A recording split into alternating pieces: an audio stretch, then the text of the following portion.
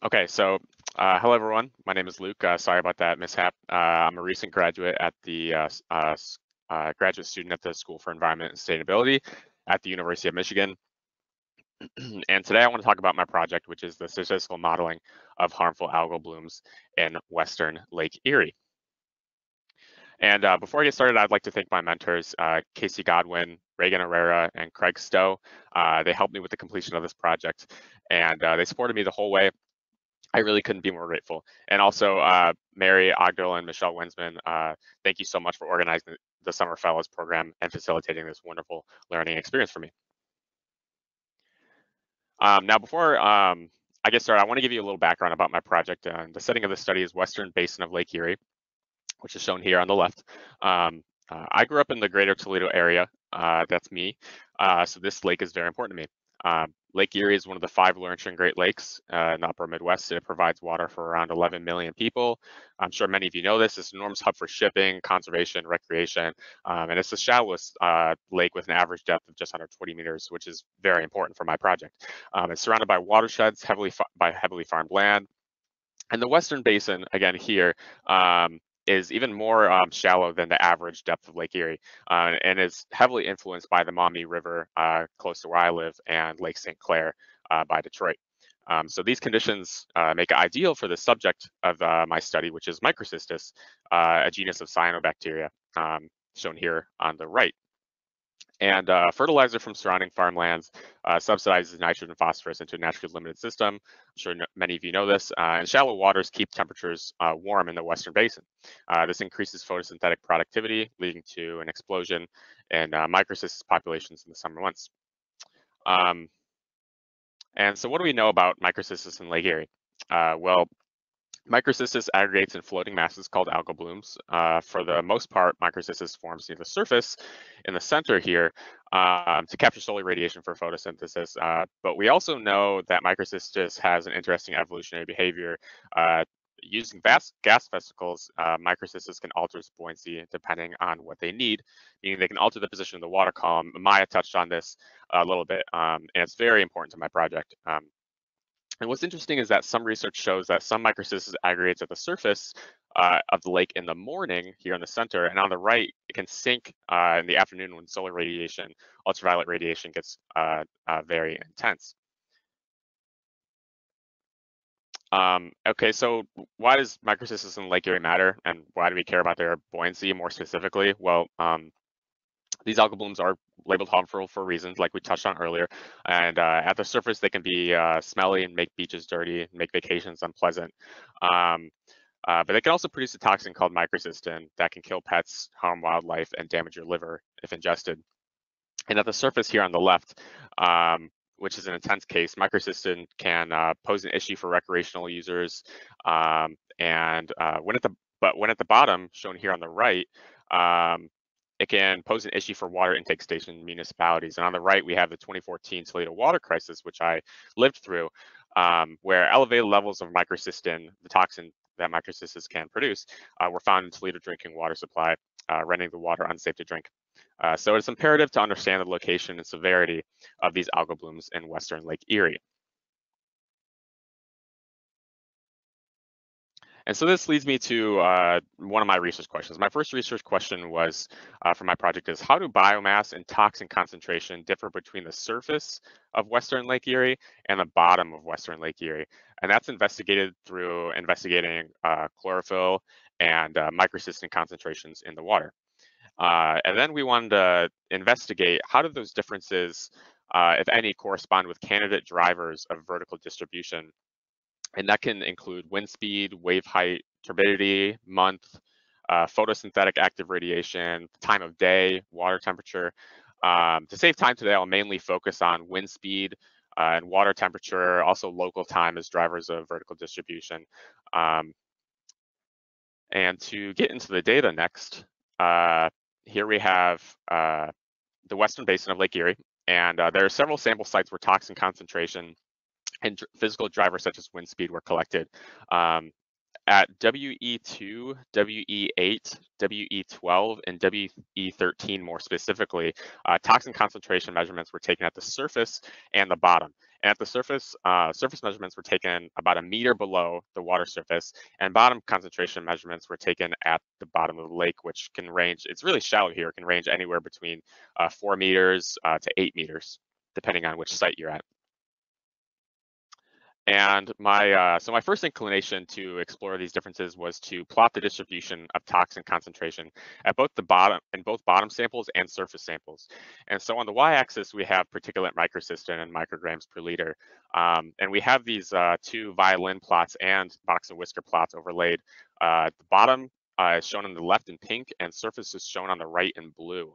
And what we can immediately see is that the distribution, if you can see my cursor, most observations are taken close to the 0 particulate microcystin mark, so very low concentration on most observations. But what this graph shows us is that there's definitely a larger spread at the surface in terms of concentration and distribution. There can be instances where there's much higher concentration compared to the bottom. So that already shows us, that already gives us a big idea of that there is some difference between bottom measurements and surface measurements. But that doesn't really show us what the difference is at exactly the same site and exactly the same um, time. And so what I did is I calculated a measurement of difference in microcystin, which is the surface toxin concentration measurement minus the bottom toxin concentration measurement at the same site at the same time. And what that gives us is difference in microcystin. And so positive values on the bottom right will show that there is a higher toxin concentration at the surface. And on the left, we have higher toxin concentration values at the bottom. This is shown in negative values. And this is a histogram in green showing the distribution of these difference in microcystin.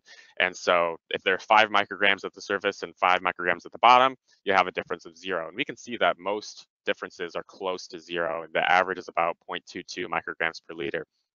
But there are some, this plot does show that there are some differences where it's higher at the surface here on the positive values, but toxic concentration can be lower or higher at the bottom compared to the surface, where there was 17 more micrograms at the bottom compared to the surface in this one case.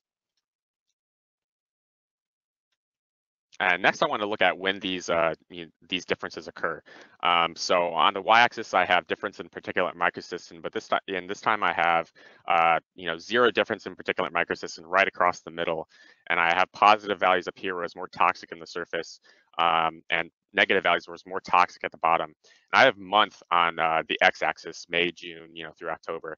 And what we can see here is that July and August and somewhat September are definitely the most variable. And that's expected because this is peak harmful algal bloom season. This is when and not many samples are taken in May, June. Some are taken in October, but there isn't much variability in toxin concentration in these months. Instead, most of them happen, there's larger differences at the surface compared to the bottom in July and August. And next, I wanted to look at wind speed, which can be a huge driver of vertical distribution. It can mix up the water very well and turn things around. And here I have just one plot that I did. This is for the year 2019, although I did this for every year. And I have the 4 sites for each plot. And I plotted the wind speed and compared it to difference in microcystin. And wind speed is shown in blue. So if we look at WE2, wind speed is shown in blue in knots. And we have particulate microcystin at the surface in dark green. And at the bottom, we have it in light green. So there were about 10 micrograms at the surface here and close to 1 microgram at the bottom here at the same site on the same day. And the black dot shows the difference between these two values. And what we're seeing here is that there can be values where it's very toxic at the at the surface and the bottom, such as WE8 in July and August. But the difference between the two values is pretty close to 0. But we can also see, in September here, the water column is not very toxic, and the difference is also close to 0. So it's interesting to note that variability. But what we're seeing is we would expect a high values or very low values of differences in microsystem at the black dots, correlating with, if wind speed was a driver of this, correlating with high speeds of wind or low speeds of wind. And we're not really seeing that. And the rest of the plots for each year show that. And that tells us that there isn't much of a, wind speed isn't much of a driver of vertical distribution in Western Lake Erie, according to this data. And here I plotted water temperature next. I investigated water temperature, and water temperature can also be a driver of vertical distribution. And so on the x-axis, I plotted water temperature between the surface and the bottom, the difference between the surface and the bottom. And on the y-axis, I plotted the difference in microsystem. And now what we'd expect to see in a thermally stratified lake is, high, a sharp difference between water temperature at certain depths and a strong positive or negative relationship between temperature changes and microsystem differences. So we'd see a lot of, observations up here where the temperature difference is high, or, down here, and particulate microsystem is also high or, low. However, most observations are surrounding the area where there's barely any temperature or toxin difference. They surround this origin, where there's little difference in microsystem and temperature. And this shows us that the difference in toxin concentration not really driven by temperature differences. And this is most likely because Western Lake Erie is not thermally stratified. It's simply too shallow. In fact, if you look at the x-axis, the scale of it, you see that there simply isn't much difference in the water temperature at the surface of the lake compared to the bottom. At most, there's about 4 degrees difference between the surface and the bottom, but most observations are within like 2 degrees of each other Celsius. So that tells us there isn't much temperature stratification, and thus there isn't much change in where the algae is in the water column. And next, I want to look at time, because some evidence shows us that there is, that microcysts can rise in the morning and sink during the afternoon, or vice versa. And I wanted to investigate that a little more in depth. And so I showed on the y-axis, we have difference in particulate microcystin again, and we have 0, the origin right here. And we have the time on the x-axis, 8 a.m. and some samples were taken, between 2 and 3 p.m. And we would expect, if there was if this driver had an effect on toxicity, is that we'd expect a large difference in the morning up here. Basically, the farther away from this 0 line would indicate greater differences, or we'd see that in the afternoon. There's some kind of here in August in the green and July in blue. But most of them hover around the 0 mark, and there really isn't a linear trend up or down. So that tells us that time doesn't really isn't really a driver of this at the moment. But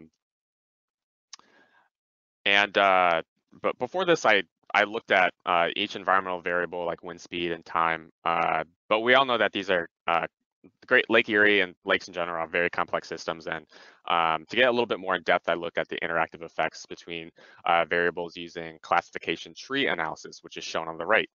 And this analysis identifies instances where toxin concentration was higher at the bottom, higher at the surface, or when there was little difference between the two. And then it identifies present environmental conditions when those conditions are met. So like, what month was it when there was little difference, or was there high turbidity, or dissolved oxygen, et cetera. And this tree showed us that there really isn't anything definitive, a physical driver that is definitive, that stands out in this analysis, that indicates differences at the surface and the bottom. In fact, like, if you see on the left, 81% of the time there is little difference, and that's defined as within 1 microgram plus or minus of 0 difference in particulate microcystin. So most of the time the lake is pretty well mixed, and it's either and the concentrations are similar at the surface or the bottom. And so key takeaways of this is that there are some differences. We noticed that in the histogram and the violin plots. There are some differences, positive and negative, where it's higher at the surface or higher at the bottom. And these mostly happen in August and July. where it's peak season and there's the greatest variability. We can see that wind speed might play a role, but it doesn't really seem conclusive at this moment. And the plots showing differences in microcystin with the green columns, there doesn't seem to really be a pattern there. Along with the lake being too shallow, or the western lake being too shallow to form a thermocline, so there really isn't temperature stratification. And that shows that it's pretty well mixed temperature-wise and with microcystins. And as of right now, time of day is inconclusive. We did not see a positive or negative trend between in the afternoon when differences rise or fall. Possible explanation actually is, some other presenters touched on this earlier, is that these form colonies. And on the left, we have a microscopic view of microcystis colony. On the right, we have a macroscopic view with a tape measure, courtesy of Kent Baker.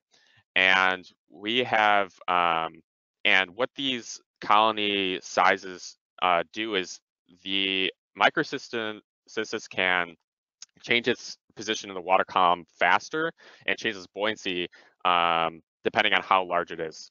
So the larger the colony, usually the speed at which it can move with its gas vesicles is greater. It can also resist wind shear when it's larger as well. So it'd be interesting to look at this colony size, which was not present in this data set, and how that relates to where microcystis is in the water column in Western Lake Erie. And so where do we go from here?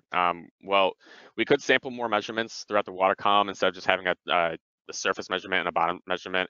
But Lake Erie, Western Lake Erie is so shallow that I don't know if this is worth it. And we could also sample during a wider range of weather conditions, like when it's really rainy or really windy, or time of days like at night would be really interesting. But this can be really dangerous for the field crew. So I don't really know if it's worth it.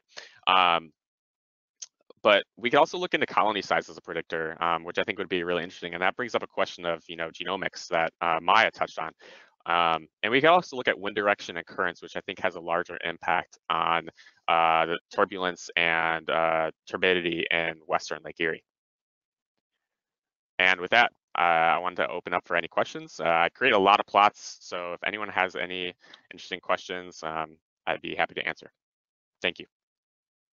Thank you so much, Luke. It was a very interesting presentation. We do have time for maybe just one question. So if somebody has one, you can please raise your hand or type it into the chat.